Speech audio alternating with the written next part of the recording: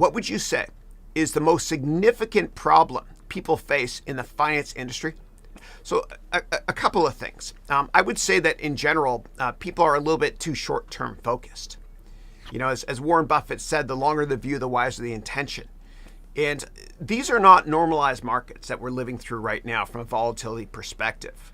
You usually can't make money by day trading. It doesn't work like that, because every month has 20 trading days. And if you think you can make money in the near term by trading, think again, it's really tough. Because the reason stocks move up and down in a short period of time is for geopolitical reasons. It might be saber rattling between DC and Beijing, or it might be oil constraints and announcements from Moscow and Riyadh, for example, or Venezuela. You can't control these things, or it could be COVID related. And so you got to be very, very long-term focused. And so I think that one of the biggest misconceptions is that you can make a fortune when you're investing. And I have this baseball bat because in my upcoming complete options course, I teach about how the best casinos make a lot of money by small bets, like singles and doubles, right?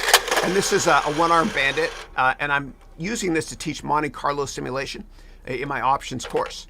And we have to think like casinos, that's right, when we invest in options, for example, because they make a fortune by doing small bets, right? You'll notice in casinos you can't make a big bet, because if you make a big bet and you win, the casino could go belly up.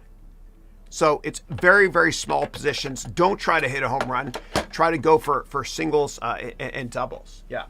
And when it comes to investing in general, aside from options, just be very, very long-term focused. Yeah. Rome wasn't built in a day.